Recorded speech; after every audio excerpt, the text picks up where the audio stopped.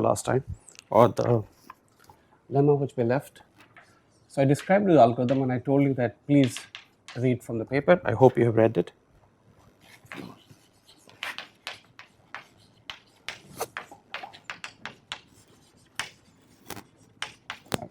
I know for sure with probability 1 none of you have read it, but that's okay.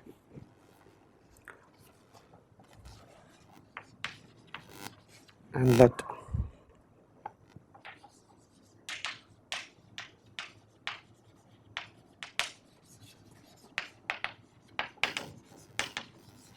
integer. Then what we would like to show is that, remember, our algorithm running time is basically max between k, and then we took min t was less than equal to k,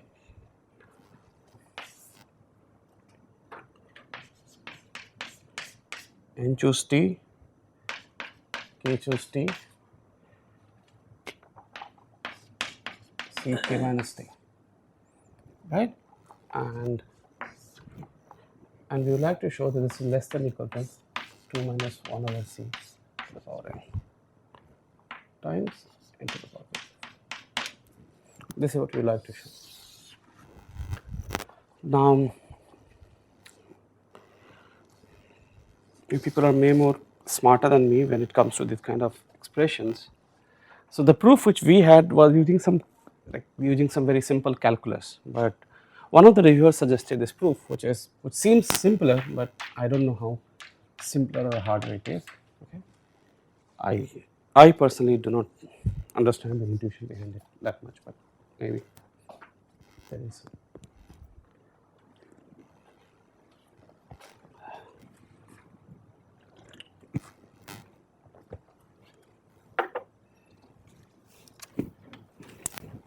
Okay, so we are going to divide this proof into two cases.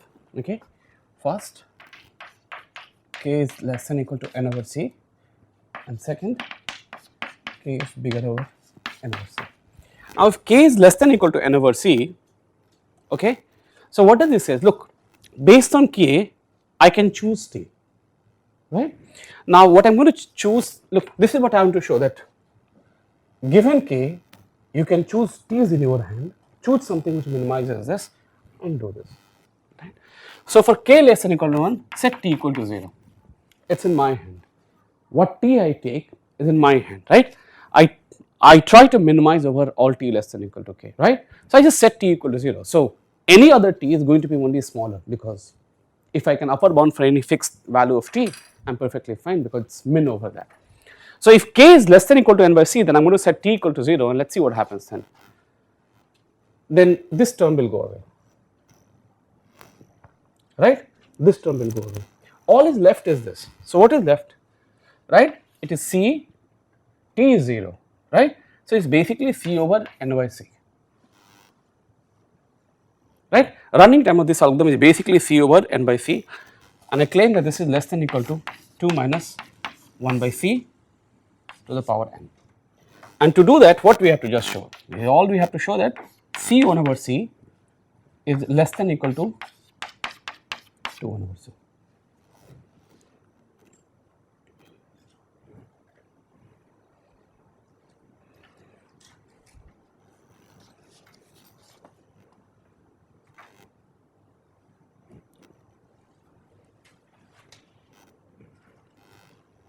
Why are you looking surprised? I'm just trying to n by k is at least c, because of that k less than or equal to n by c. Yes. Okay, c. For then I can set t anything I like, right? It's max over. So I'm just deciding, okay, if k is range is like this, then here's an argument. If k is more than n by c, I'll apply a different argument. And if both places, if I'm able to show that this quantity is this, then I'm happy. So all I'm saying, for k less than or equal to n by c, I'm going to set t equal to 0, because I'm not going to do any random. I'm just going to run this FPT algorithm. or run this C power k algorithm, right? Which is basically means C power n by c. Forget about this. This is just math. There is no algorithm. We are not applying any other. This is just a mathematical number. I'm just trying to prove this statement. It's very clear. Let C is strictly greater than 1 be a fixed constant and let n be a non-negative integer. Then blah. Right? This is all that I would like to prove. Right? There is no algorithm, nothing. They are just some numbers. Right? So I said, okay, fine. I have to prove this min over t less than equal to k. I set t equal to 0. My choice. Right? Because anyway, for all values, I'm going to take minimum and then I'm going to take maximum. So suppose k is less than equal to n by c, then I'm going to choose t equal to 0 because that's in my hand to take. Then c over n by c is less than equal to 2 minus 1 by c. This is what I would like to show because everything else goes away. Times maybe in power big O, doesn't matter. What are you confused with, Sujata?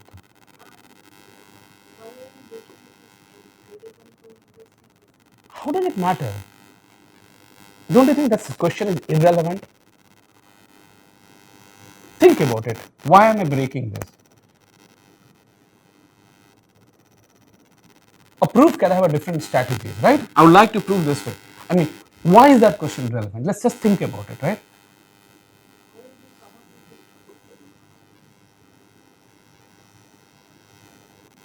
Why will I come up? Because I do computations in my board, in my notebook.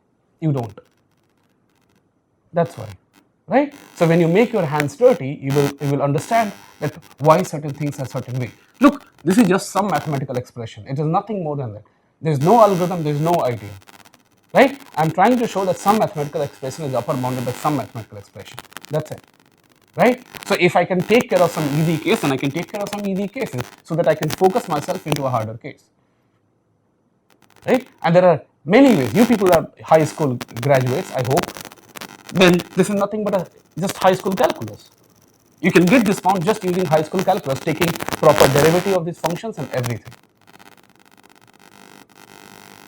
Right? This you will do it, then you will get this. Right? It's no more harder than in high school the kind of calculus we used to do to find maxima, minima, right? In certain ranges and things like that. So if you're confused with something which I wrote here, that's a very different thing. Now, why did I do this case and you are confused with this? Then you're just confused with the wrong question. It's just a proof.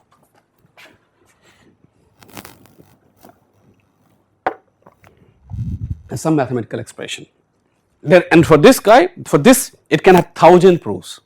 There's not only one proof. This, right? As I told you, right? This is a proof which I do not even understand properly. Why this is? Because it is suggested by reviewers. Fine. But if you look at the original paper, it has a proof by first principle which just uses calculus. Do it, right? If I have to do it, I'll just apply calculus, nothing more. I do not understand why this such an expression will come, right? I empirically check it because I do computation for different things. Then I guess that this is how it might look like, but then I try to just prove it formally using calculus, and then it happens. Okay, and why this is true?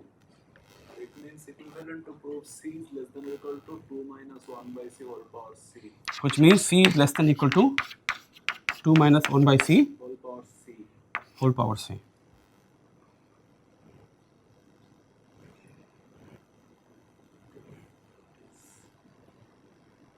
That right hand side is nearly equal. Something.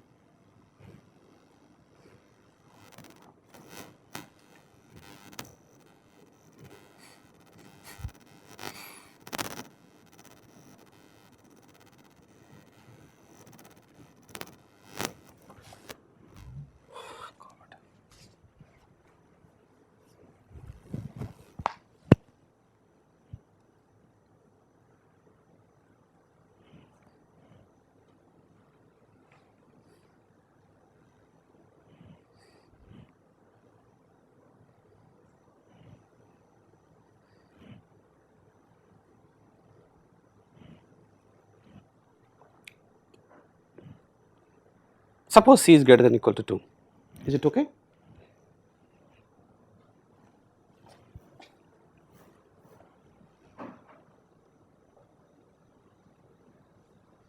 Please make your hands dirty. Please compute. I'm sure there is a way to prove those things, right?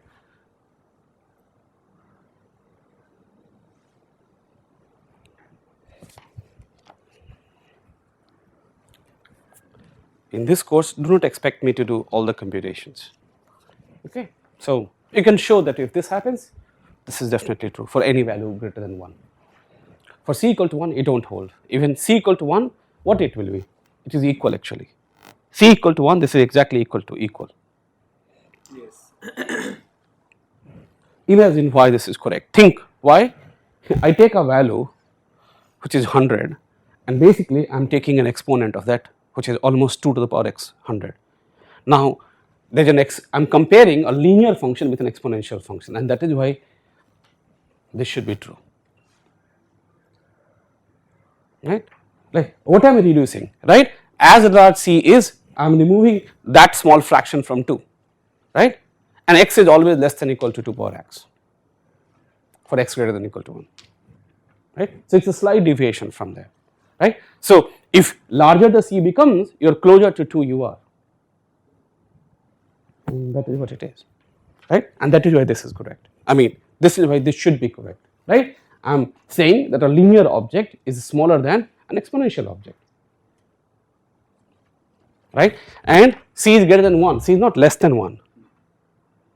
That is important. If you assume c is less than or equal to 1, this is not going to hold.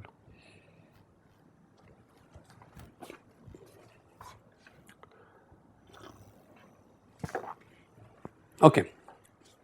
So now let us try to see case 2.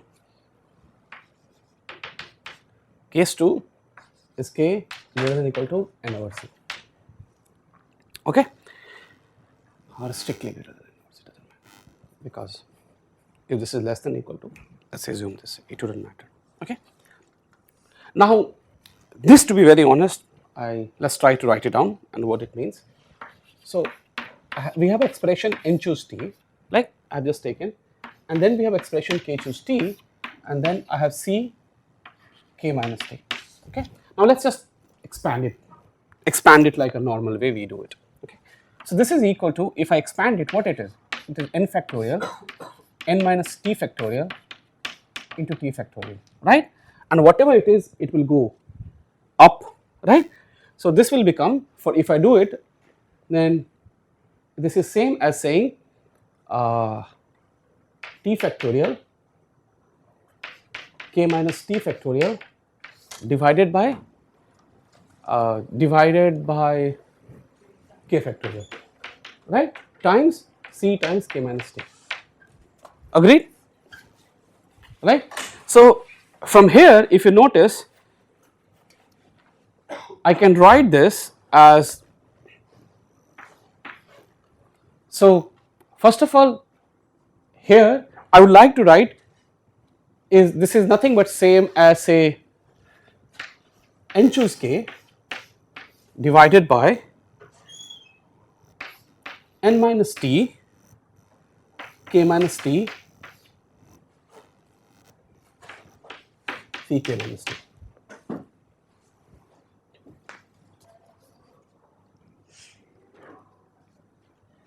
Right. So what this term is? This is n factorial n minus k factorial into k factorial,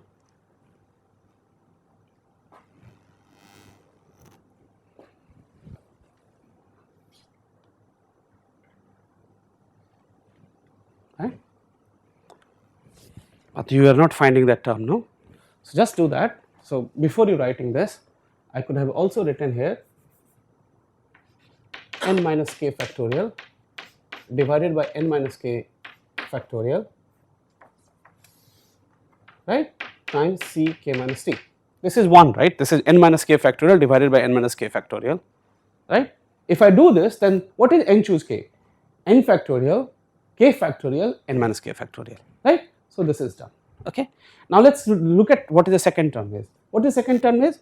It is n minus t factorial, right, which we have here, and what should be the, and n minus t factorial and n minus t minus this, so which is nothing but n minus k factorial, right, times times what, k minus t factorial, right, which we have here. because forget t factorial and t factorial, they will cancel each other. Right? So this is exactly what it is. So you just multiply with n minus k factorial divided by n minus k factorial. So just multiply with 1. So this actually holds with equality. Okay. Okay.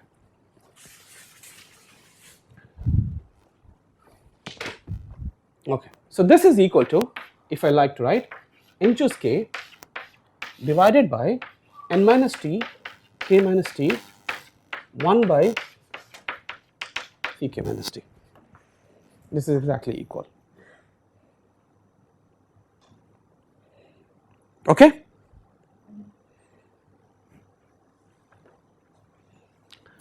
So what we would like to do in this case, if I want to prove this, what would like to do? If I want to maximize this, or what I would like to do, if I would like to maximize this, or I want to get some kind of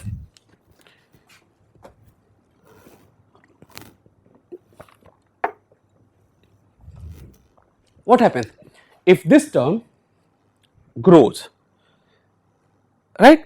If this term grows, right? Then if this term is large, this term is small. Agreed? If this term is larger, then this term is small. So if I would like to have some kind of upper bound on this, then what should I do? I should try to find a lower bound on this, right? I say, hey, this is at least this much. It means it can be larger, so the whole quantity can only be smaller.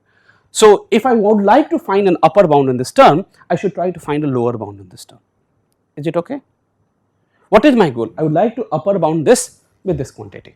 That is my goal for when we are in the case k is strictly greater than n by c. Now to do that, what I would like to do? I would like to upper bound this. So to do this upper bound business, I would like to find a lower bound on this, because I say, hey, it is at least this much. It means this quantity can only be smaller, but it cannot be larger than this, because if this grows bigger, I am only going to get smaller number. Okay. So what is our goal? Goal is to lower bound the denominator, bound the denominator. Okay. Okay. Goal is to lower bound the denominator. Now, what we are going to do, and now I don't remember the proof for this, but I remember doing this proof. I'm going to use some, it seems some very well known thing, which is actually when using ordinary generating function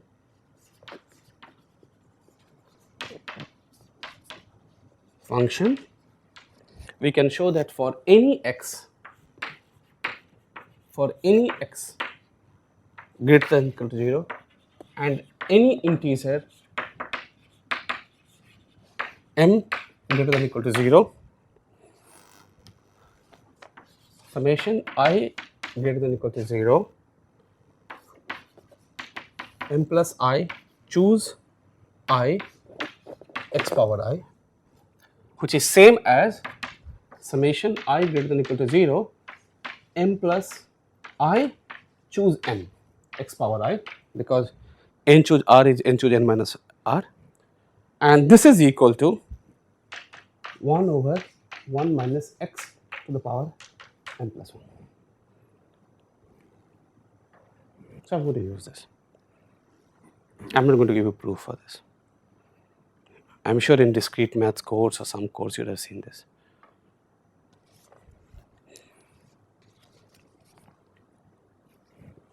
Okay. So if we have this, so we would like to apply to lower bound this object, I want to use this expression, right?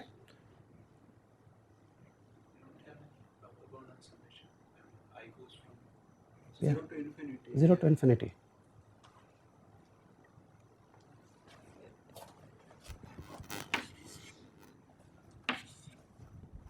We have some upper bound. I'm just confused because left hand side looks all positive. Right hand side it's 1 minus x whole power something. Hmm? where 1 minus x could be negative. Why 1 minus x has to be negative? We just put x greater than or equal to 0. Okay. So I is greater than or equal to 0, not x. For any x greater than or equal to 0 and for any integer m Greater than 0. So? suppose x is say 1.5. There is x power I. So the series will alternate. I'm saying x is equal to 1.5. Yeah. I'll take x is positive. Okay. Left hand side looks positive. Why it looks positive to you?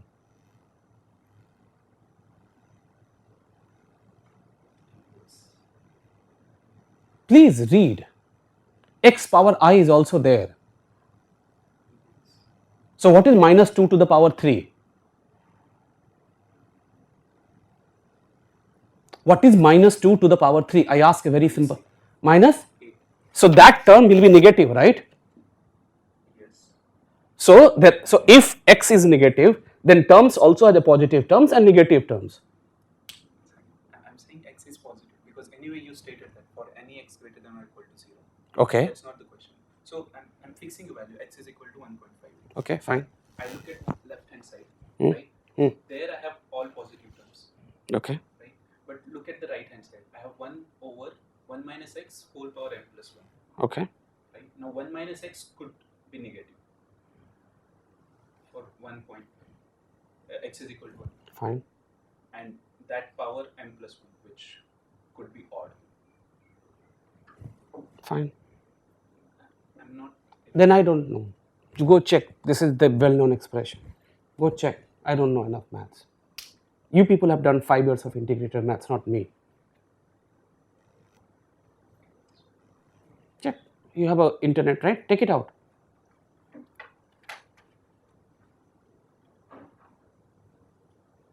I don't know. Simple answer. I don't know. You are completely correct, but I don't know.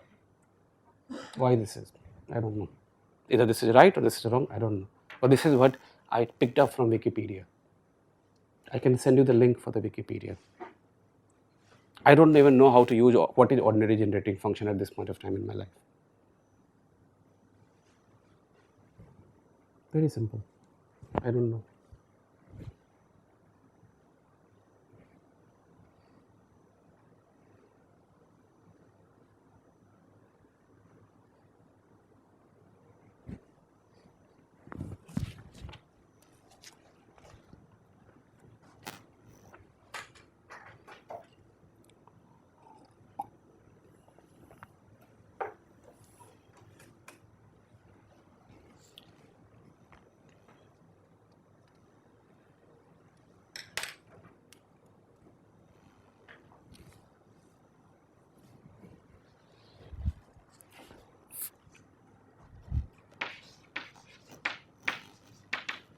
So now I'm going to set m equal to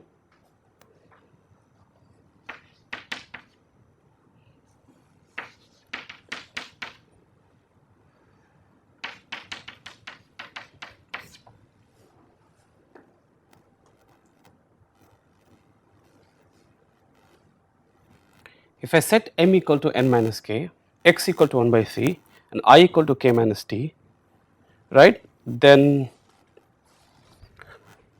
what does it mean? Okay, so then the summand at I equal to k minus t is equal to the denominator.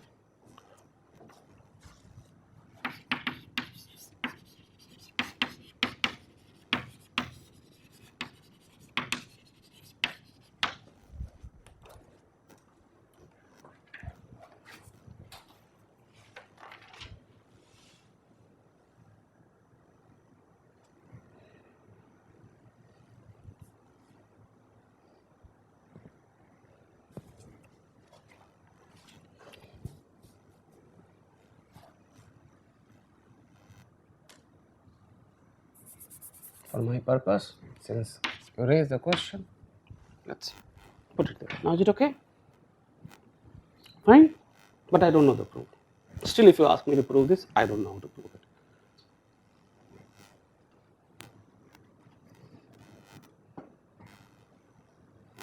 Okay, which is the case, because for me C is strictly greater than 1, so 1 by C is strictly less than 1. Okay. So this is fine. So you will not get a negative term. So you will not get a negative term.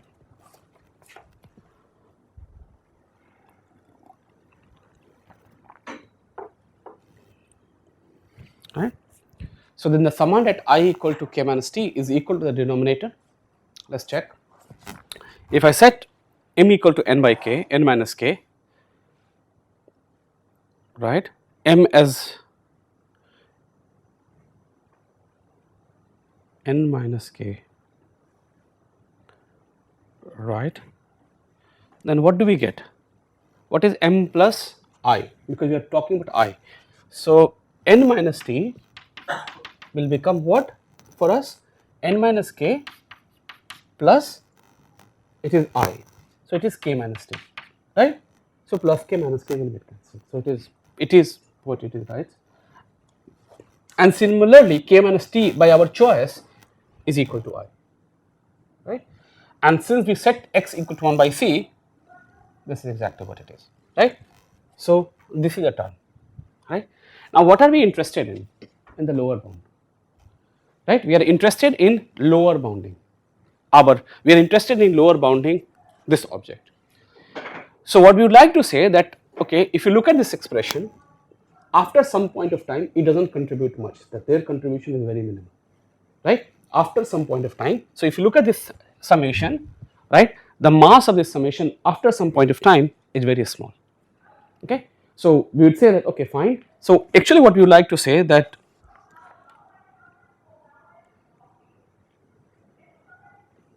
what was our goal? Our goal was to find t for which this expression is minimized.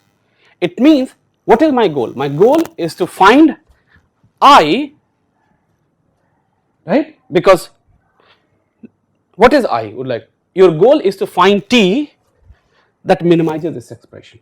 So your goal should be to find I, right, that maximizes this expression, because I depends on k and t, right. What is I is k minus t, right. What is our goal? We would like to maximize this expression, right. When I say, look, if I want to have a total upper bound on this, I want to find a lower bound on this, but to get this lower bound I would like to maximize this term as much as possible, because then I am as much close to the reality as this expression represents, okay. Now you people are smart, what should we be doing this? I actually have no idea what else it is, but here it is, here what happens, okay. So what it says, this is why I do not like this proof, but fine, okay. So our goal is to find I that maximizes the denominator.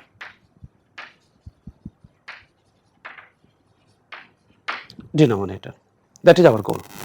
Now let's notice that what happens, the way we have chosen. Okay, so the denominator is m plus I choose I into x power I. Yeah. That denominator is this, right? Right? What is this? M plus I, choose I. Yeah, that one. That Exactly, right? So I would like to, so if I would like to minimize this, I have to choose I which maximizes this, that's it, right? If you just substitute there, this is exactly what you get. Now, but we have only one term, and this summation has lots of terms. So we need, in some way, I would like to say that, hey, our term is nothing but exactly this, modulo some polynomial errors, okay. Our term is, this is nothing but basically this term, in some sense this is what we like to say, modulo some things, like modulo some error terms, okay. The usual way of, whenever you deal with these kind of series and you would like to use in your equation this thing, you basically say that, okay, all these lower order terms I do not care, and higher order terms is at least this much, and we can guarantee. So now what happens is, okay, what do we know? We had another assumption, k is greater than or equal to n by c. So what does that implies? That n by k is less than c. Is that correct? Yes, k goes here, c goes up, Okay, so now, and what will this imply? Now let's substitute n here. So what is this? This is m plus k divided by k is less than, what is c? Is nothing but 1 by x. Okay, this is exactly what this is. I just substituted this. N by k is less than c because of our assumption. So n is nothing but m plus k, n is nothing but m plus k, and k is k, and c is nothing but, we assume c equal to b, c is equal to, x is equal to 1 by c. So this is, from there I get 1 by x. Now the claim is,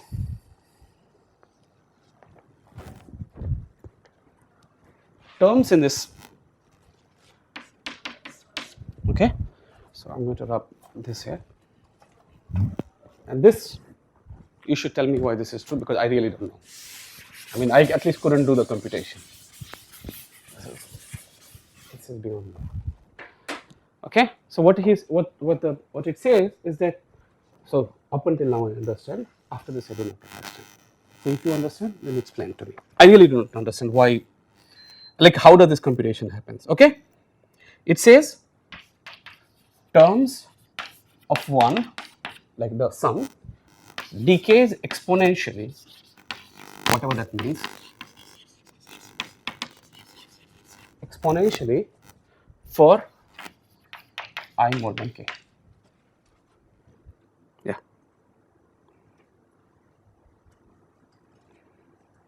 Term of what? That summation. That summation. It says it decays exponentially for I greater than or equal to k. Do you see why? I tried to do lots of computation, but I mean, I couldn't get anything. But maybe my maths was wrong, like, or the way I was trying to do the computation was not correct.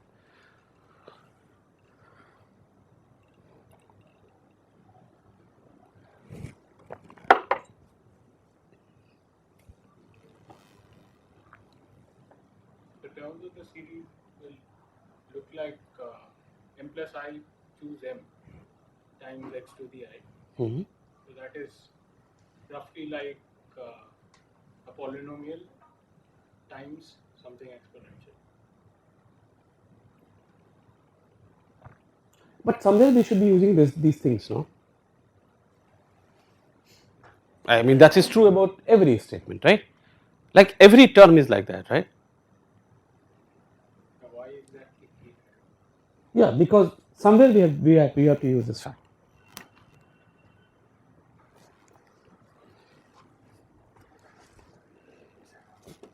Okay.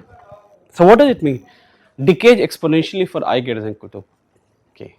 So what happens if I is, So x is less than k by n plus k. Now using that, let me see. yeah, 1 by x is larger than m plus k by k. I actually tried lots of things. For example, I mean, I tried all inequalities, but at least I couldn't get any. At least my 1 hour of math didn't let me go anywhere, then I just stopped it. But this is what it says.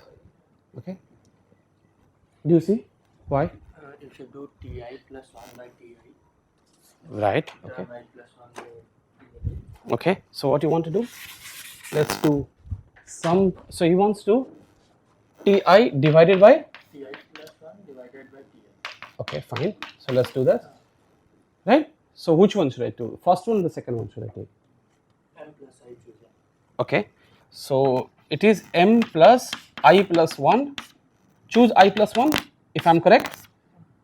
Divided by, and there is x here because xi plus 1 divided by xi, so x is there, and by t. So it is m plus I, choose I. Okay. What is this equal to? M plus I plus 1 M plus, maybe this is the right way, by I plus 1 by I plus 1 into x. into x. So difference is always division is always greater than x. So if you divide, this is what you will get, right? Okay, so now from whatever, okay, so fine. So for I greater than equal to k, what we know, m plus k by k, okay, you are right. So for I, so we have this term, right, for I greater than k,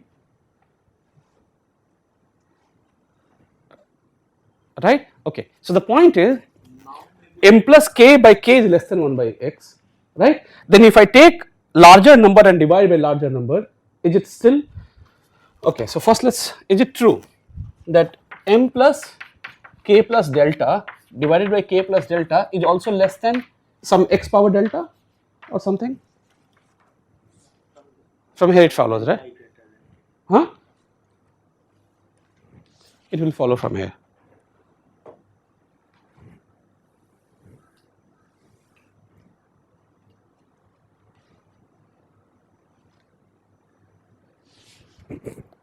Okay, let's see why.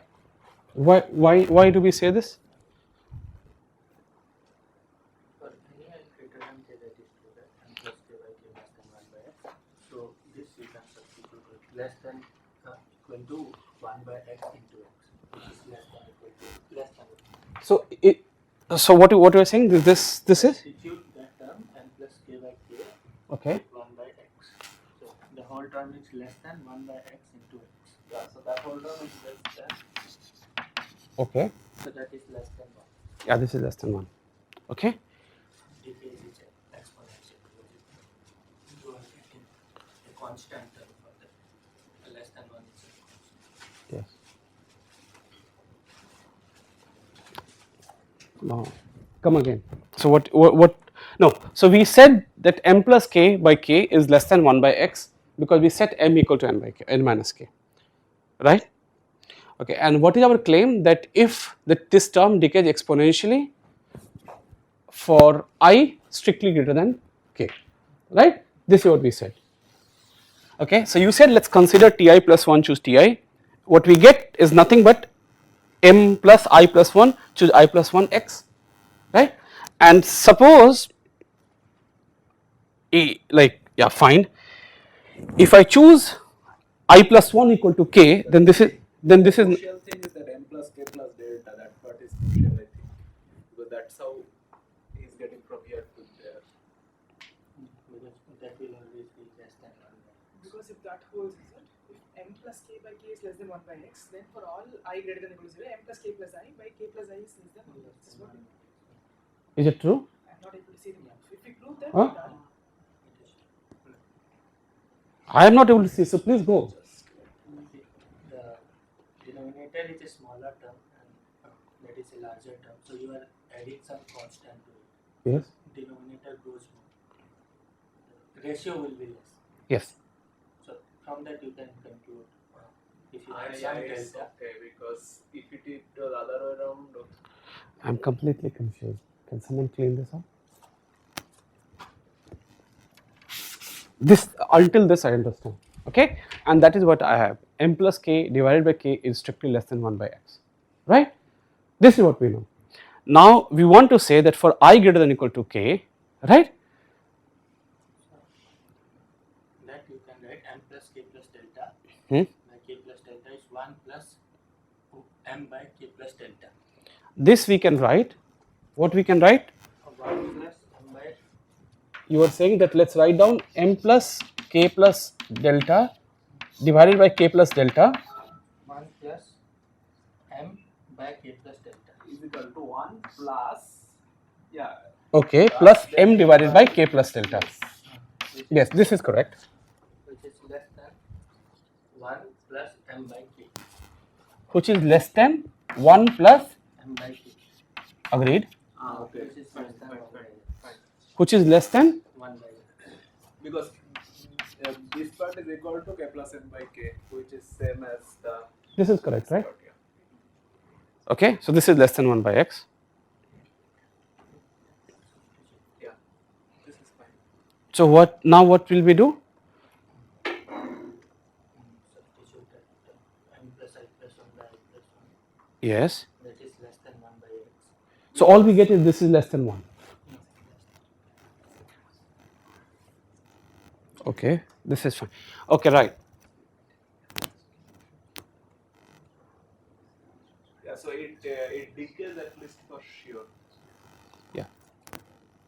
So what happens? So look, so I have a term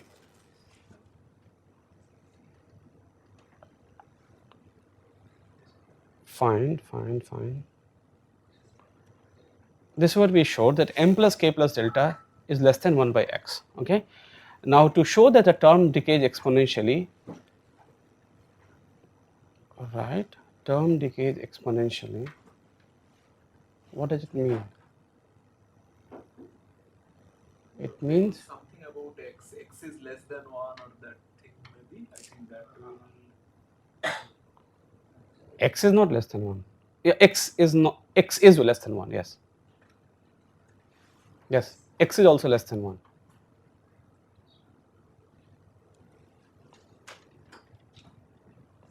So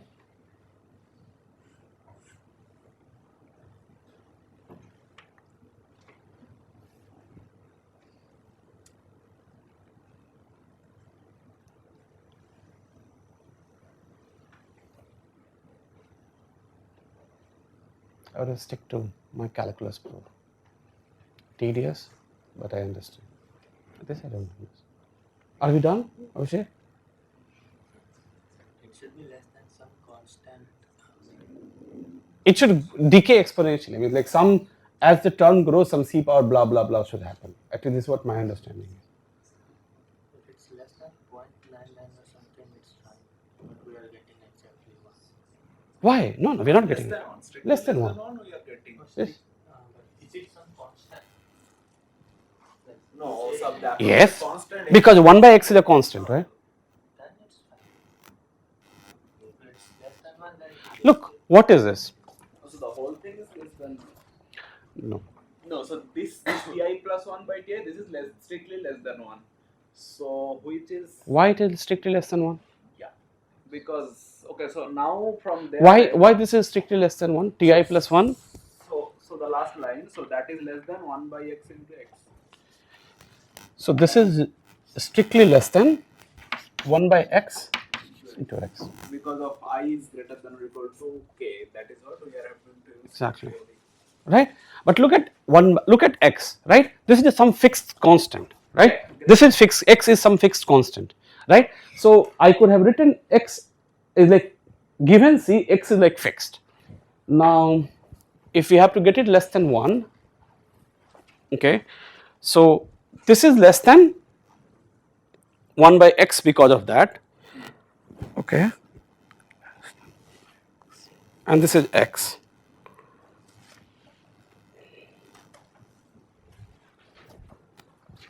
So suppose, what is happening here? Something is happening. Some magic is happening here. I really don't know.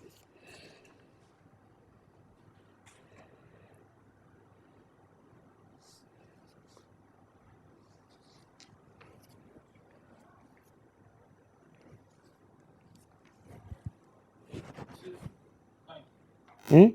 1 by x times x is less than 1. Why can't someone come on the board and prove it?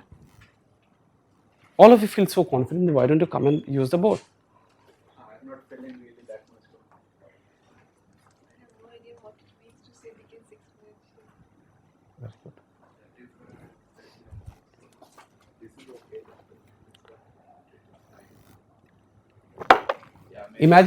Imagine the terms, right? They become smaller as we go. They become so much smaller, like so much smaller that after some point of time, imagine yourself that you had 1 by 2 power I, right?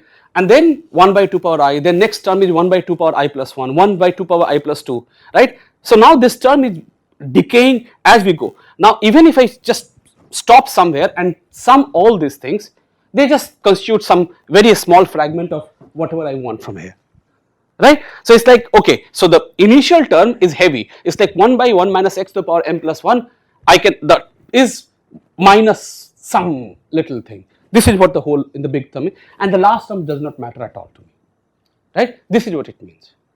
So the terms are like decaying exponentially,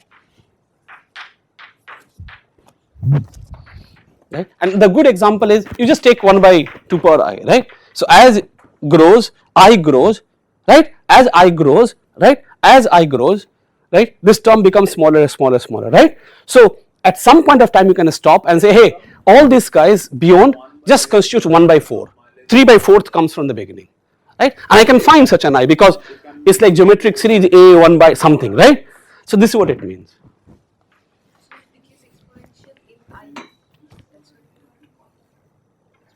I is as I increases, so that x depending on x you have to do something or c based on c. Reason this is not what here is fine because No, actually, yeah, it is wrong. Because when I increases, this ratio actually increases. So it gets closer and closer to 1. there actually you have to What? something. This ratio will get closer and closer to 1 when I is large. Yes. So you can't really say that this is bounded by some constant below 1.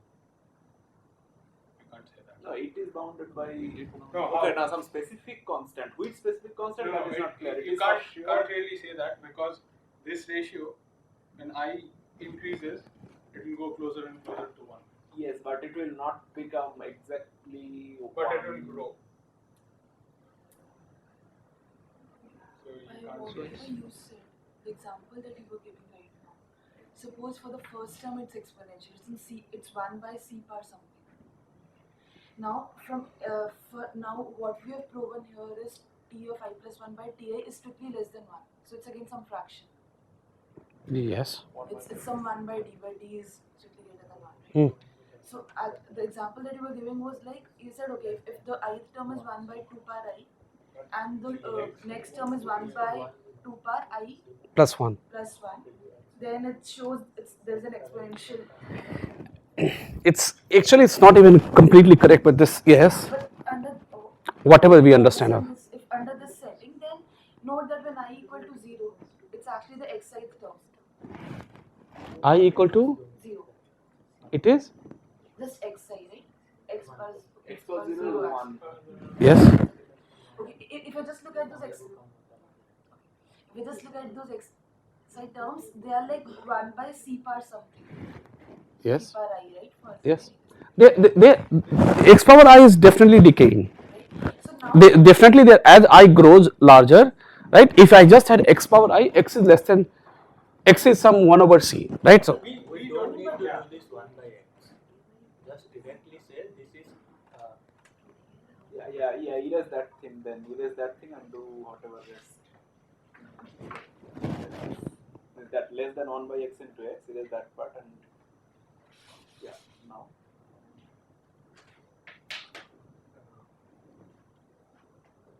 yeah, this is equal to this, I agree.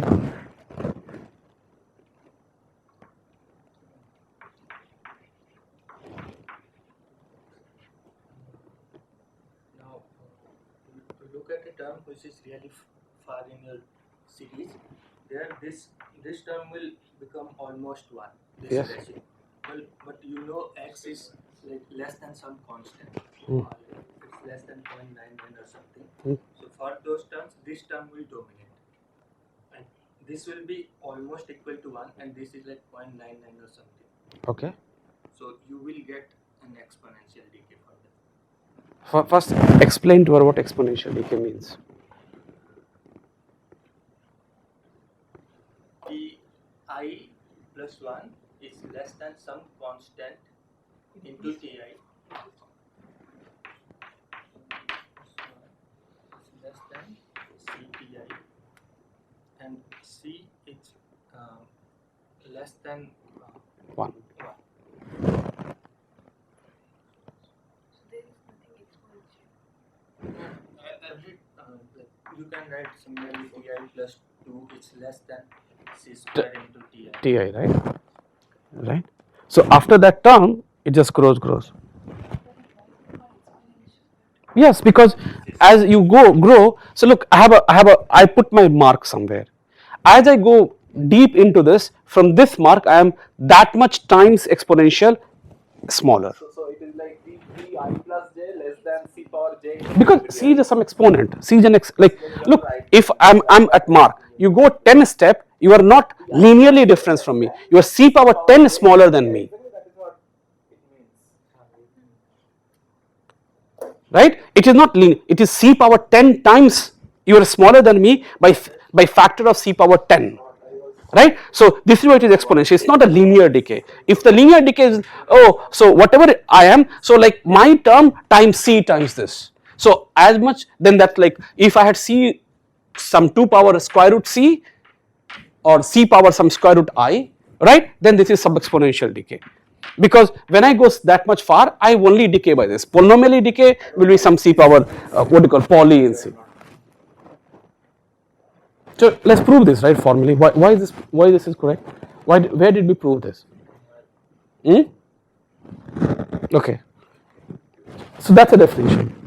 This much I know that this is what a definition. So what we are trying to say, that what I am just saying, that for I greater than equal to k, I is strictly greater than equal to k. So look at the term k plus 1, k plus 2, k plus 5. For that I can say the ti plus 1 is less than equal to something.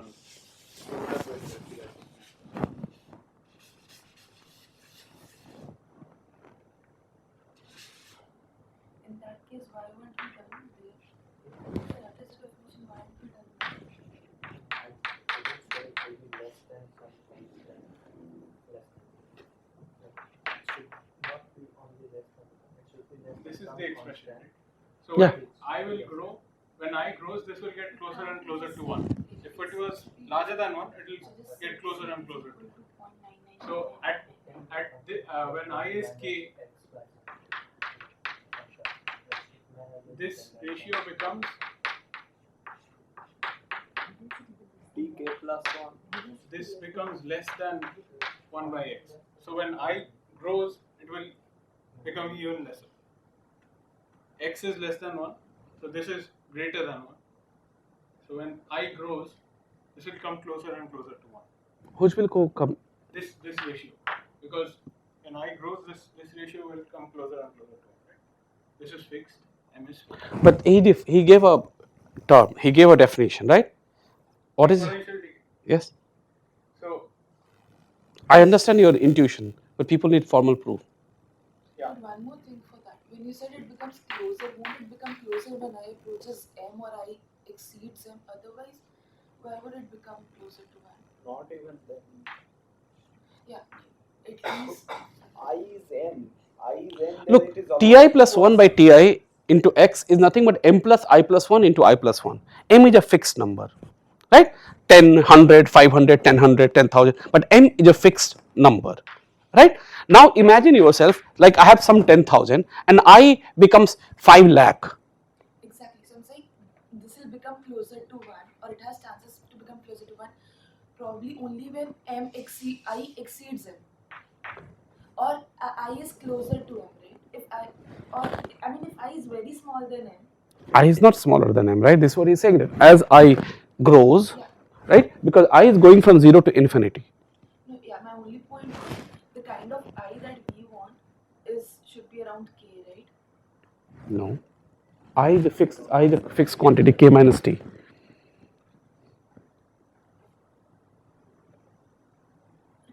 Yeah. My idea is m is like n minus k. But I is- let blah and n be a non-negative integer.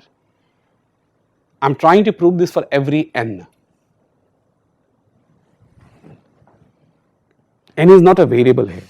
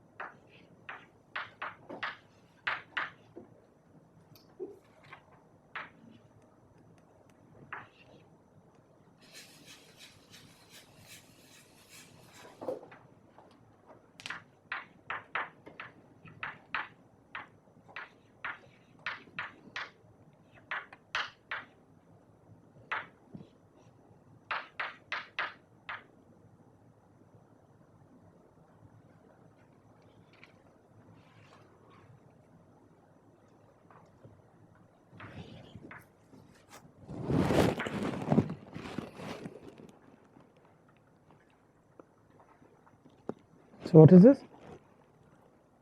This is the exponential. So A will be Just one second. This is physical token left hand side. You are assuming it to be a. Now that is less than 1 minus x. okay. So what are you saying?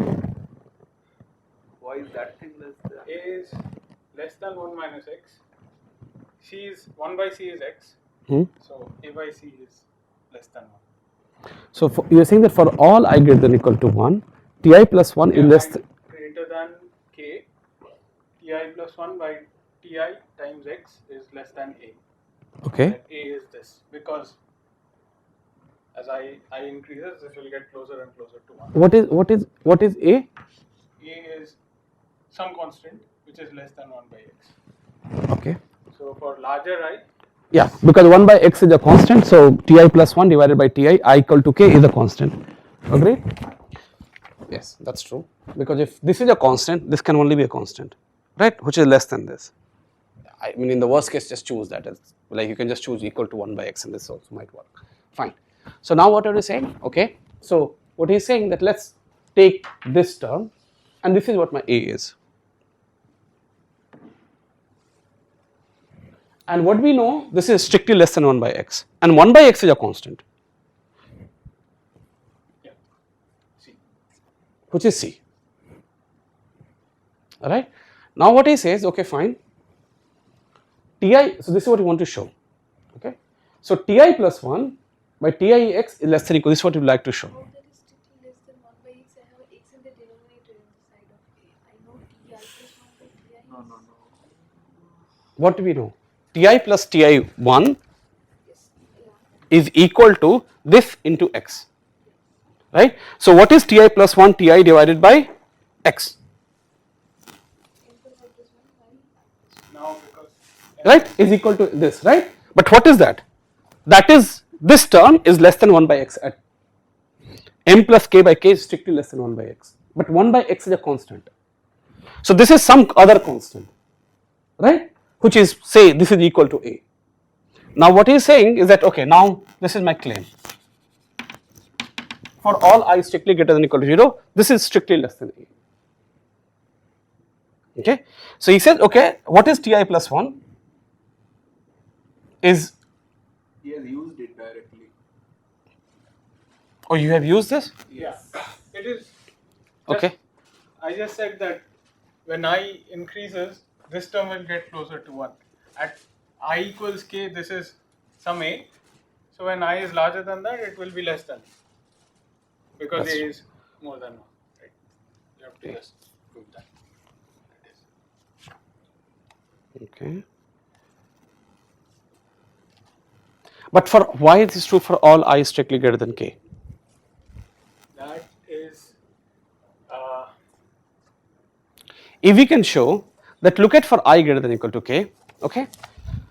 So let's look at t I greater than equal to t, say k plus c, and t k plus c minus 1, or like t plus alpha minus 1, or alpha plus 1 divided by alpha, some term, okay. K plus alpha plus 1 divided by k plus 1 alpha, right. Now this is just this. So which is nothing but 1 okay. plus m by 1 plus m by 1 plus m by I plus M minus by? k, n minus k by I plus 1. what is M it? is n minus k over here. You are again okay. So what is this? This is 1 plus n minus k by I plus by, 1. I plus 1. there is no I here, Alpha plus. okay. So when alpha increases, this gets smaller and smaller. So this term gets closer to 1. That's true, because this is fixed. Your alpha increases, but this is fixed. This n does not increase, n is fixed throughout the computation. N never changes. That is m exactly. N is fixed, right? So this never changes. This grows. This is what is growing. So as this will grow, this will become closer to 0, because this is some fixed number.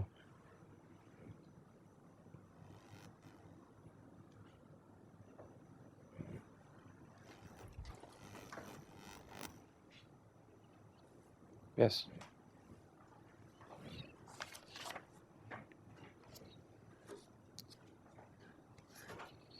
This just shows how great maths you all have learned. I have not learned. Still don't get this. Especially Please work out. no, Please work out. I have an intuitional doubt. I don't even see the intuition. What you don't understand is intuition. You want to prove that there is an exponential growth. I do not want to prove anything anymore. I just don't know the proof. Prove it yourself. You people are matured mathematicians, so please. I don't know. I told you in the beginning, I really don't know why it happens. I don't have any intuition to give you intuitions. I tried that all of you can give your intuition, but you can't. So that's fine.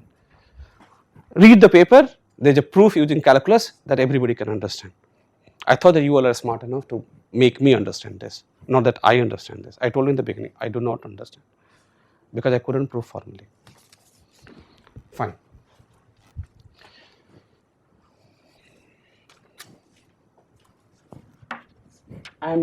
Look, Rohani, I'm incapable of explaining your doubt at this point of time.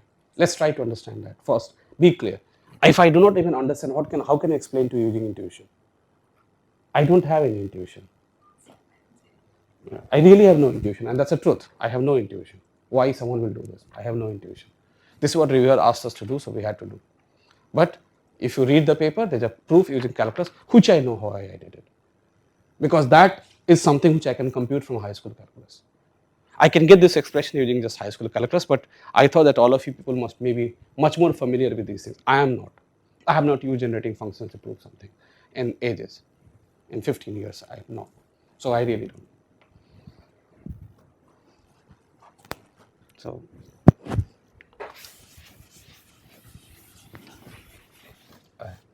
I am not going to spend more time on this because this is not useful. At least for me, it's not useful. I'm sure it's useful to know these things, but so please work out yourself because I don't think I will do it anyway, ever in my life.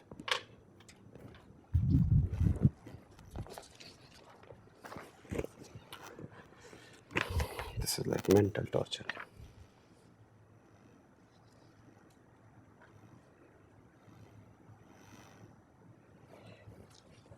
And because of this, one concludes that max occurs before I less than equal to k. You will not even find this proof on the internet, don't worry.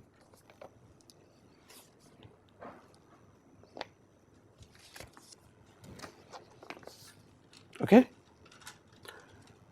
And what will be its value? Its value will be like 1 by 1 minus x to the power m up to some this, which is same as this, yeah, which is same as this.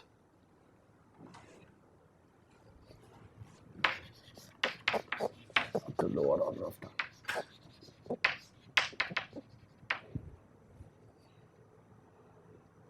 So what will the expression 2 will become? So what we had n choose k divided by n minus t, k minus t.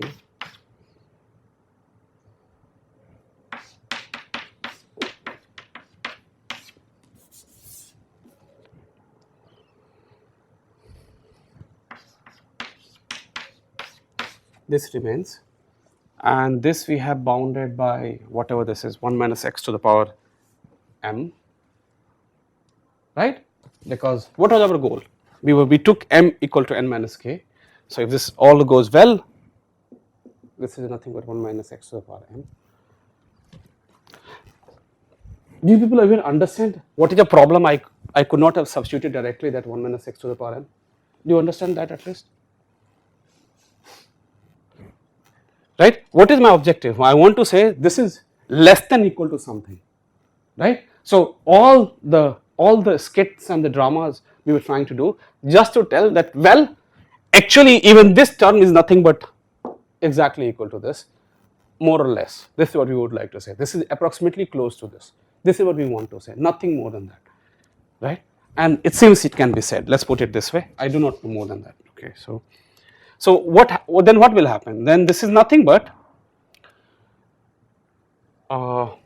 okay. So this is what it was, right? So this became, so it will become what? It, if this is bounded by this term, then it will become 1 minus x to the power m. If this whole term ends into some polynomial. Polynomial. Okay, so that is 1 minus 1 by c whole power n. No, so this is like 1 minus x, so it is below, right? Whatever we are trying to do, we are trying to bound this term, right? Our whole objective, oh, if I could have said that this is exactly equal to that term, then this is perfectly fine, into some 1 minus x which is eaten up in poly n term, right? And this is less than equal to y.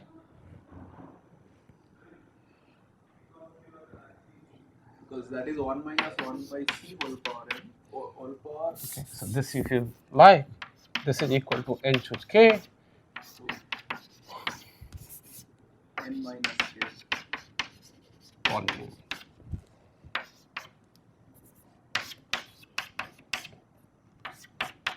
right, and this is nothing but 2 minus x. 2 minus x power. Yeah, summation over here. It is like, that is like a binomial term. this is just one term in binomial. Is that at least clear? This much I know. This I know. I don't know this, but this I know. This is nothing but a last one term in the binomial. This is less summation. I mean, those things which I know. Rest I don't know. I mean, asking me is of no utility, right? This I can write. J equal to 0 to n, right? N, no, not J.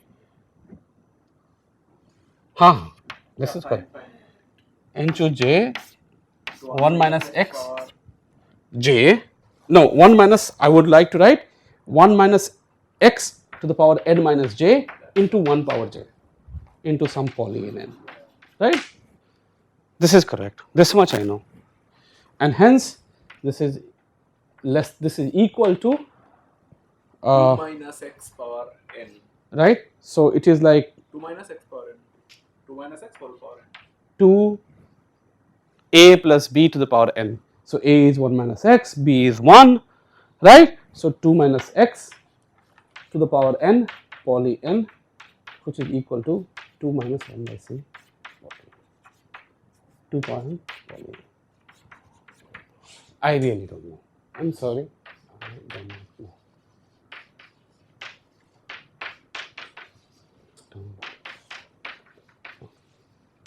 Why this? I don't know. It's perfectly fine. Not everything I need to know in my life. What I know is in the paper. What I don't know, some reviewer told it. And I know this is correct. At some point of time, I did check this, what had happened, but now I cannot just remember the argument. This is the whole problem. And I remember there was one slide, something to prove this, which I just can't get it. I tried very hard. I tried last night, just because this is just 30. And when we sent it, we said, okay, remove all these arguments, and I really don't know where the arguments are. So this is what it is. Look, it's nothing. It's just some maths expression. Please, there's no ideas here. Once you understand these kind of things, apply calculus and you can get it, if you're smart enough in the calculus. So there are many paths. This is just a supposedly smart and sleek proof, right? Which avoids, okay, so this is a half-page written proof, and if you do calculus, it's like 2.5-page proof. And that's the basic difference. Because you have to take a first differentiation, then second order differentiation, and then you have to equate it with equal to 0. Is it a local maxima, minimum? Isn't this what we were doing in this high school? This is exact. And this comes out, like just look at the paper, which is there on archive, and you will see the high school proof. This is supposed to be a non-elementary but simple proof. And Rohani will think that, okay, this guy didn't let me ask I didn't let her ask questions, but I really have no intuition. I really didn't think like that. No, but I really have no intuition. What should I give you? I really have no intuition. Why will someone? I mean, I tried very hard to like formally prove these things. Okay, I couldn't. I have no qualms accepting that I don't know. Actually, I wanted to teach something very different today, but just for completion, I started with this. Okay, fine. Okay, it doesn't matter. Some expression. This happens. Okay, some math. Let's do some science. Okay, it was computation. This is not science, and there are many ways to reach math. So this was a randomized algorithm. Okay. So how will you de-randomize this? Okay. Okay. So how will you de-randomize this? What were we doing? Right. What we were trying to do is that we guessed a subset in the beginning, and we hope that with probability, what were they? If we were looking for a solution S of size k, okay, we were hoping to hit some object of size t inside it. This was our goal, and we were trying to extend the solution. Okay, this is our goal. And we said, okay, if we randomly pick a subset of size t, then what was the probability of success? We said, hey, then the probability of success is k choose t, because there are t subsets, and I'm guessing a k choose. So if I would like to make a deterministic algorithm for this, I would have to reduce the step. Now to make this algorithm work through, what were we doing? We said, okay, we have to run through this, right? We have to run this algorithm this many times. Number of times we need to run the algorithm.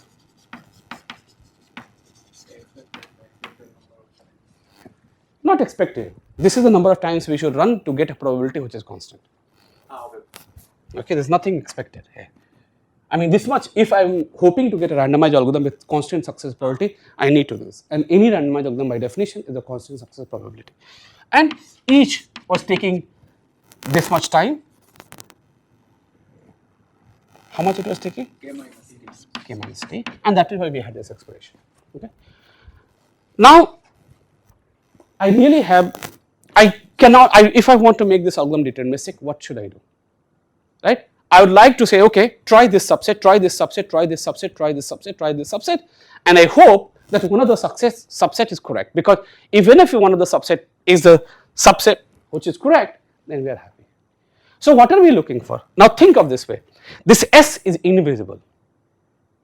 What is this? This S is invisible, I mean, if we don't know, right?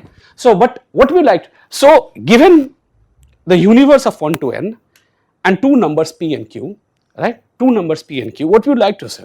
We say, look, for any p size subset, I have a q size subset in my world which is contained inside this, right? This is all that I can say. Look, for any p size set, I have a q size subset which is contained. So I want to make a family of sets. So what is my goal? I would like to obtain a family of subsets. Okay. So I can think of this question as nothing but trying to answer the following question.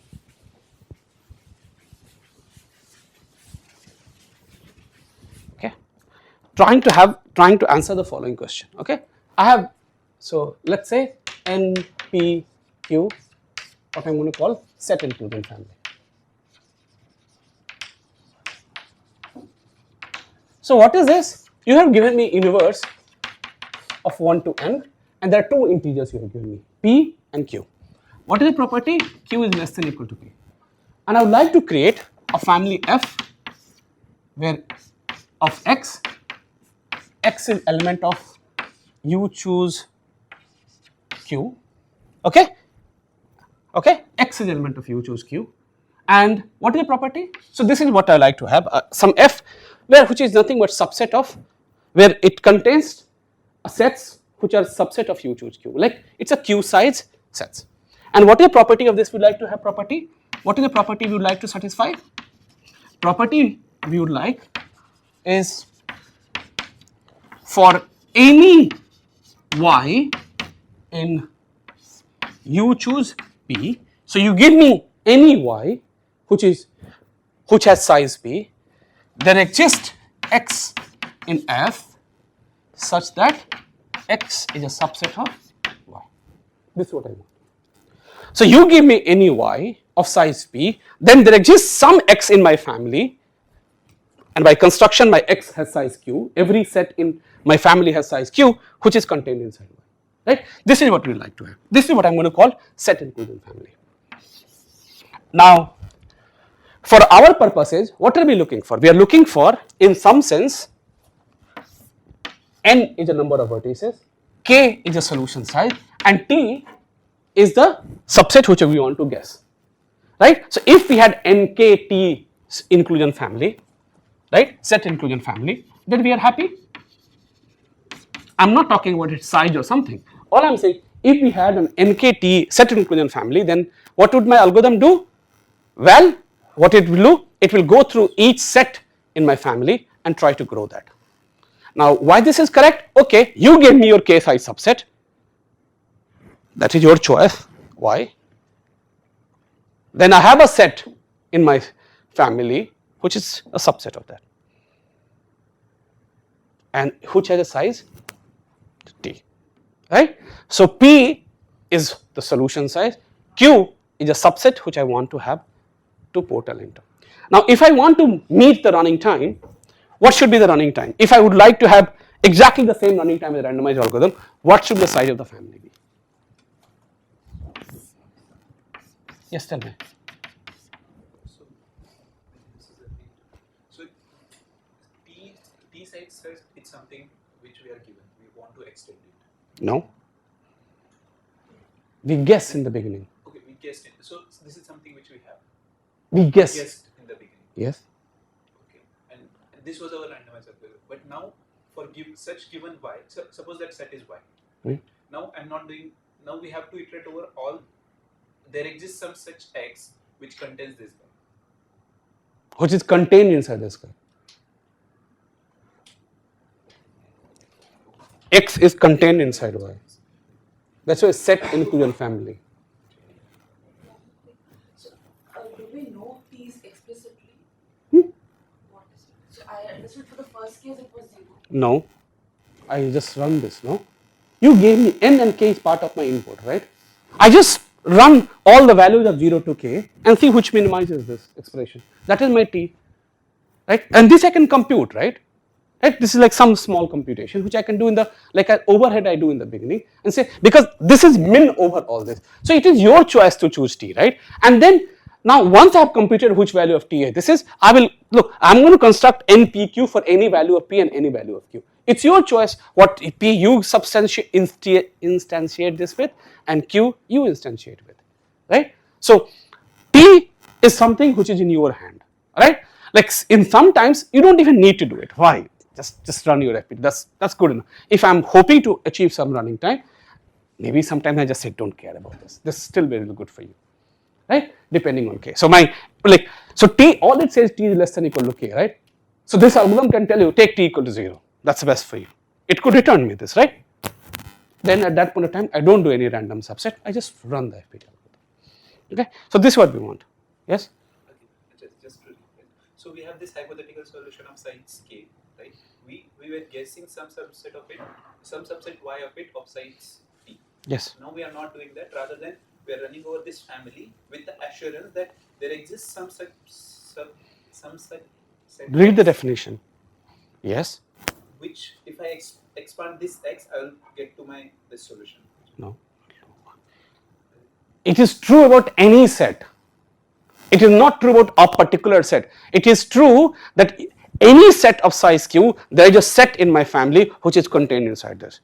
So in particular, it is in particular it is contained inside your hypothetical solution. It is not about making a family for a particular set. I am making this family for every q sized set. For every q size set, I have someone in my family which is contained inside this, right? Because I do not know how this S looks like. So how can I, for some instance it is something, for some instance it is something, right? I really do not know, right? So so this is why I don't know. Now for me it's a universe like 1 to n, all they are just like some 1 to n. I do not even care about the graph structure, nothing, right? Graph structure or problem, I do not care. It's about a family of subsets of size q such that for any subset of size p, I have one subset which is contained inside this. Right? So we do not look at solution. We should not be looking at solution because this different graph, different problem, solution could have a different index. So I mean we cannot have a portal inside this. So it has to be something which is completely independent of all these objects. Okay. But if I want to achieve this running time, what should be the size of this family?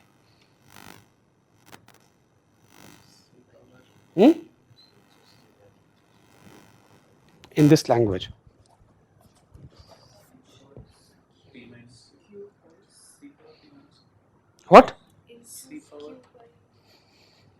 Think. We are not replacing this running time. I am only replacing the randomized. I cannot do that because anyway that is deterministic or randomized based on what algorithm I have. So what is this? N choose q divided by p choose q. Okay, this is what we like to have.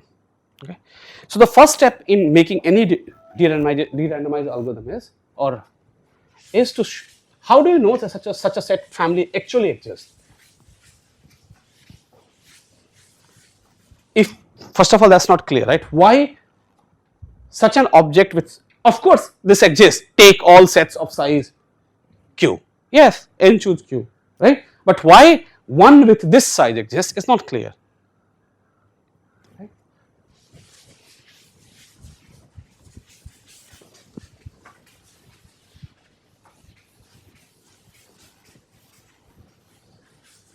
So what you should try to do?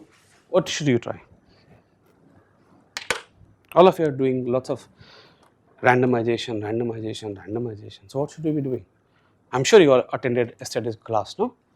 So what should you do?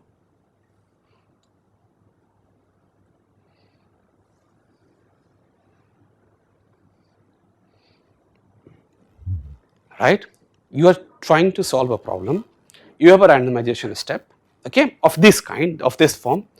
Then you are basically asking that I need a set family or functions or something which satisfies certain properties, right? This is what we are doing. Now I am asking to you that how will I show such an object even exist? Forget about constructing them deterministically, right? I want to say, hey, if I would like to do this, I would like to have, if I want to achieve the same running time, I must have this function of family of this size and maybe some poly in n extra, that's fine because I am allowed to do.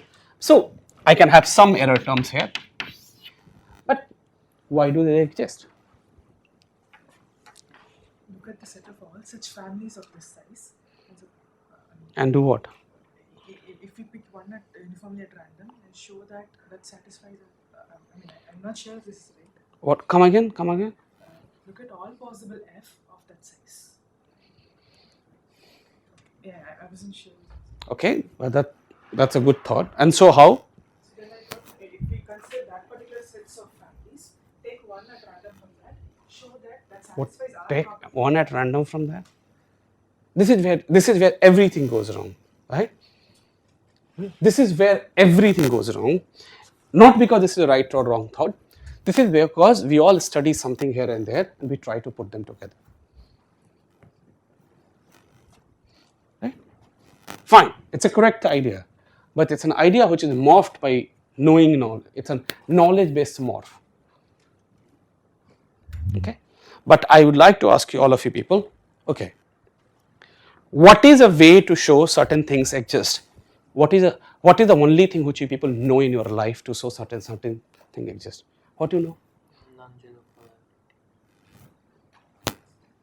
Probabilistic method, right?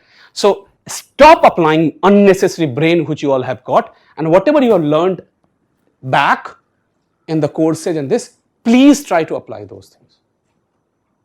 Research does not happen in vacuum. Okay, all of you, I notice all of you people that whenever research problem is put, suddenly you people go, oh, how should I think? You should just go back and think exactly what you have learned from your courses. If you would have learned properly. Unfortunately, no one learns properly. That's an unfortunate part.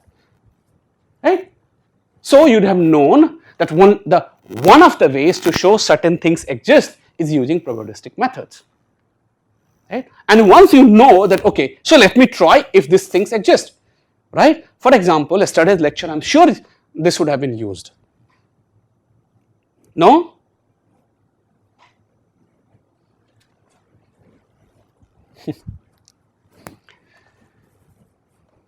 Okay, so let's so. And whenever, what is this probabilistic method, right? I want to look, and whenever you're trying to construct a probabilistic method, yes, you're right, then basically I'm trying to consider my world of family of functions, right, of this. But how can I guarantee, if I look at all families, basically you are saying, look at u choose, look at 2 to the power u choose q.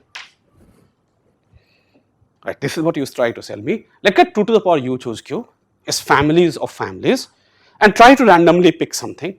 No, that might work, might not work, but this is how we learn something, how to do probabilistic method, right. So all I am trying to tell you that in science, please do not apply unnecessary brain. Science is nothing but solving an hard high school questions. Basically it's an integration of 3-4 such questions, nothing more than that. Okay. So what I will be like, what will we do, what generally we do whenever we construct functions randomly, right. What happens if I do the following? From here I do a random sample, I randomly sample a set from this world and I make my family. So what is my family? Let's call F star, okay, F star. Well, how do I do F star? How do I construct? Okay, C1, C2, CL, I will tell you what L I will choose, I will try to choose. I choose, what to do? Okay, randomly pick a subset here, put it here, randomly pick a subset here, put it here, randomly pick a subset here, put it. It may be that some set already appears, then just throw them out. But I did this process for L times and L will be something which we need to set. That's in your hand. What is this, right? You would ideally like L to be this. That we know in our head, right, but we do not know with that L will I succeed. Okay. So I constructed, okay. Now I ask myself, okay, fine, fix some y which is element of u choose p, right. What is the probability? What is the probability that y is a subset, what is the probability that C1 is subset of u? Sorry, y. What is the probability that C1 is subset of y? I fix some y, what is the probability that C1 is subset of y? I have a very simple question, right? I told you how I constructed C1. So now I have described you my random experiment. What is my random experiment? Each Ci I pick from u choose q uniformly at random. That's it, and I constructed L. Now I told you one Cy, for example C1, and I ask you what is the probability that C1 is contained inside you, y, for some y which you have given me. What is the probability? What is that? P choose q. Perfect. Correct. We are getting closer to the world. Okay. Now I ask myself, what is the probability that, so this is the probability that C1 is contained inside K. What is the probability that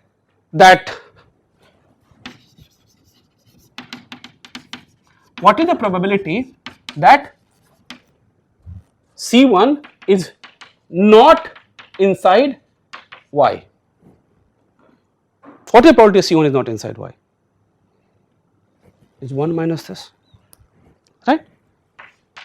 So let's call this term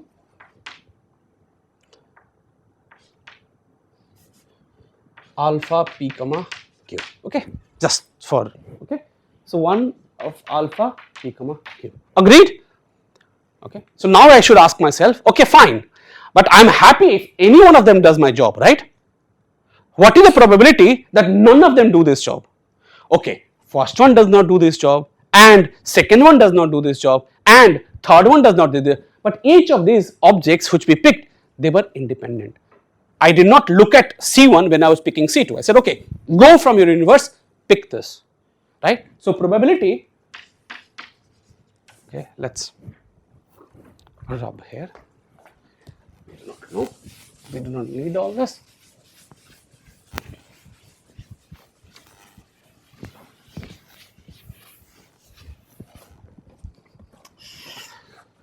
Okay, so what is the probability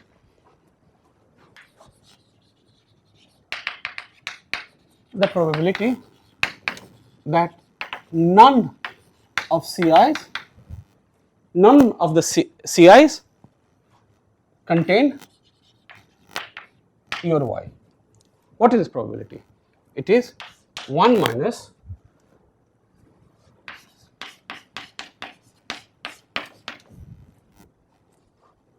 right, C1 does not contain and C2 does not contain, and so this is like, and because they are independent events, I can just multiply the probability. Is this okay?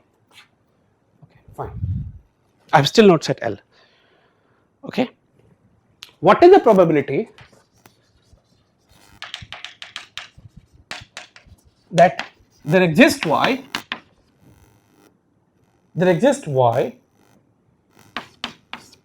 in, or there exists z in you choose key such that z is not contained in any C1 to Cn. Look, a particular guy is not contained in any is bounded by this, right? What is the probability that some z is not contained inside this? So now I will apply union. So what is this? It means probability, this is nothing but is upper bounded by probability someone is not contained plus probability someone else is not contained plus probability. This is nothing but just I apply union bound. So this is how many jets are possibility? How many z are possible for us? N choose q. Right? And what is this? Right? L. All I need to do, and which is upper bounded by n power q, everybody knows, times something here. Now all I need to do is choose L appropriately. Okay. So what happens? Let's choose L equal to, how I am going to choose L equal to alpha p comma q times, let us say, n to the power 100. Like, I do not know we need it, but fine. Then what is this term? This is nothing but e power 1 over e power n by 100, because 1 minus alpha pq to the power alpha q is 1 by e to the power n to the power 100. So this is what it is, e to the power n by 100, and this is some n power q, strictly less than, right? I can understand. Y is an element of u choose p, right? So we want to know what is the probability that there exists some element in u choose p. So that's it. I'm just trying to say that why this family is bad. That family will be bad if there exists a y such that. This is his. But z is in u choose q, no? I mean, don't we have to say that what is the probability such that none of the CIs are contained in Fine. This is fine. Okay, fine. You're right. Yes, it doesn't matter.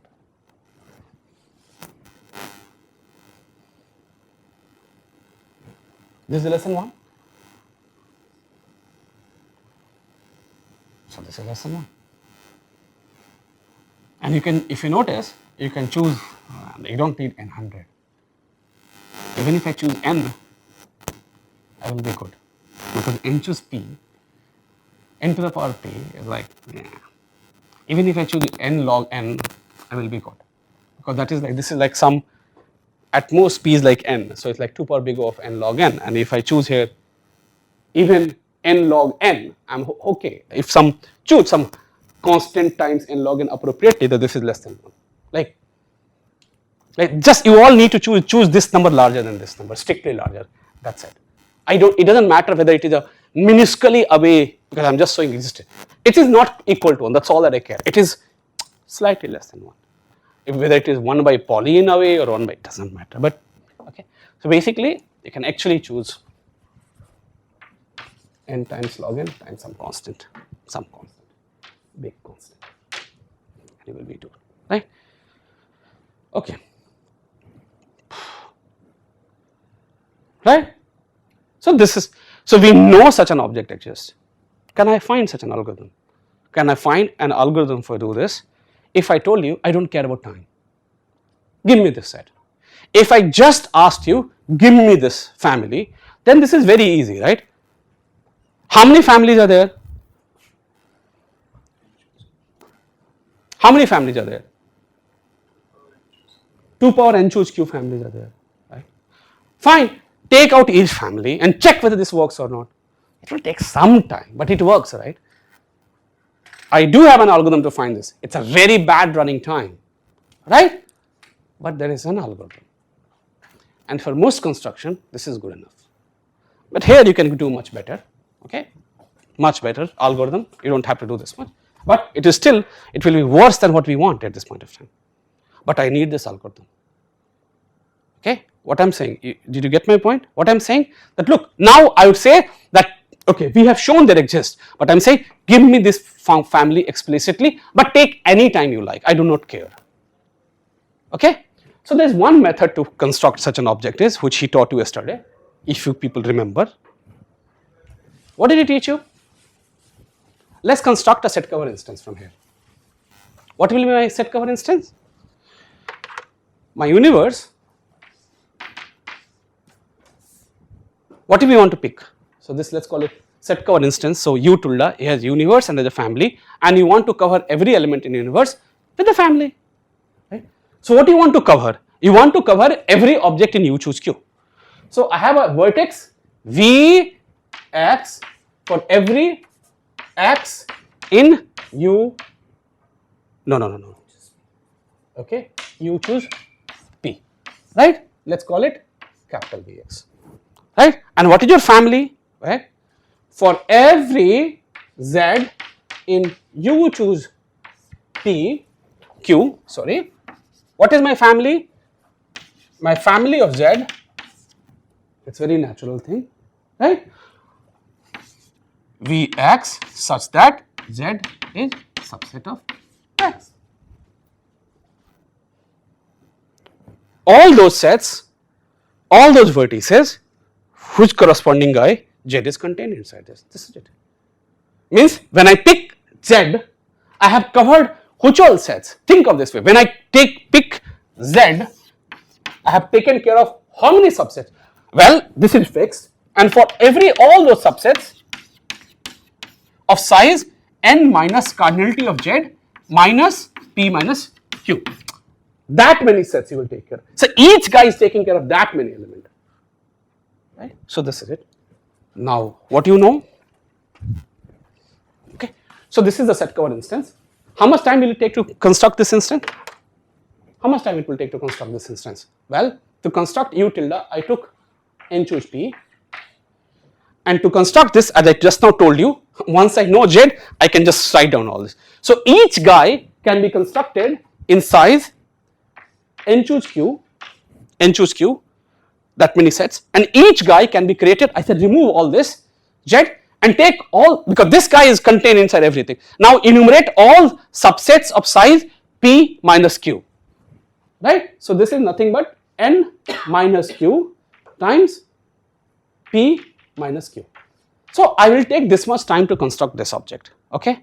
Now I want to cover set cover, right? Set cover has log u approximation. What is set cover? Has log opt or log u tilde approximation algorithm, right? What is it? Apply Grady approximation algorithm, whichever. This. So I want to apply this approximation algorithm. It is going to give me a solution. What is this? It is going to give me a solution which is nothing but going to be set covers, right? So it's going to give me set which covers all this. So it will give me solution S star as basically some f z1 f z z1 zt. This you are going to return me, right? But what is the property? Look, you have covered every object here. It means for every set of size p, there is someone which is contained inside. This is our construction. Now there are two things to consider. What is the size of this? Well, cardinality of S star is going to be opt times log of n. Opt times log. So opt is like, we know such object exists, right? We just now showed that such an object exists, right? So optimum solution to this problem can only be smaller than this, right? Okay, fine. So S star is alpha p q n log n. Okay, I am just forgetting that big constant c. Okay, plus log of universe. What is log of universe? U tilde. That is that n choose the log of that thing. So it is q times n, right? Log n actually. It is q times log n, because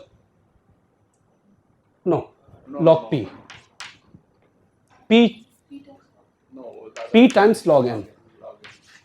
But all I am trying to tell you that this is a dominating term and everything else is some polynomial in input size, right? Polynomial in input size. N log n for this and log approximation factor log of u tilde. What is the size of u tilde? N power p. So this is what it is. Okay, fine. So S star has a great size. And what is the running time of this algorithm? This running times, if you know, it runs in time big O of time m plus sizes of the sets f. This is what it runs in. This is what it runs in. So you can come up with a greedy algorithm which runs in time universe time summation of the cardinality of the what you call sets in the family, right? Summation f in your family. So how much time this will take? Well, order, what is this? N choose p plus you have to cardinality of each one. So how many, what it will be? So what is this? This is exactly this term is, right? It's actually it's a linear in the input size. So basically it is n choose q.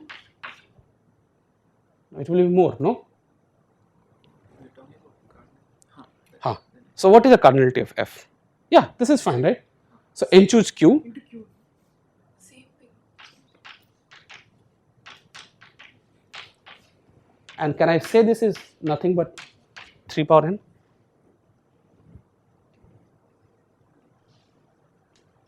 This is at most like 3 power n. Right? So actually we have an algorithm which runs in time 3 to the power n and outputs me this family, right? But this isn't the construction basis which is helpful for our purposes, right? Right? So this is the first step in showing anything. Come up with an algorithm, okay? Look, here you could cast it as a set cover instance, so this is great. But sometimes you can't cast it as a set cover instance, right? Then what should you do? Nothing. You still have an algorithm. Try all brute force, right? That is good enough for most practical purposes. You don't have to be smart. This is something which we learned in 2014-13 that you don't have to be smart. Being dumb is okay. But then you just have to be the hash function which you need to create. Now, whenever the next lecture is, I don't know when it is, I will give you a real construction using this algorithm. This is it. After this, there is absolutely nothing. After this, there is a standard tool. So look, I cannot be applying this algorithm. So what I will do, I will take my universe, divide it into small pieces, right? And on each piece, now I can apply this algorithm, right? Because then, and take the Cartesian product of these guys and say, hey, this will be my answer. This is an intuition. This is all that I want to do. I want to do, before I apply this, I would like to do a universe reduction step, right? But when k and n are not related, universe reduction is much more harder, slightly difficult, okay, which you must have seen. But since we are in the world of exact exponential time algorithm, this universe reduction is much more simpler.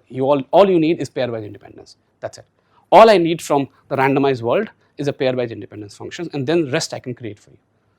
pairwise independence is good enough for our all practical purposes. Okay, so using pairwise independence, I will create this family for you, which will run in time exactly this much size, because in the bottom we will be applying this algorithm, this bad algorithm which runs in 3 power n, but it's just that the universe will be like, imagine yourself, the universe is n divided by log square n, alpha times log square n. What is this? It is some 2 power little of n, right? And I apply this in log square n buckets. The running time sums up, it doesn't multiplies.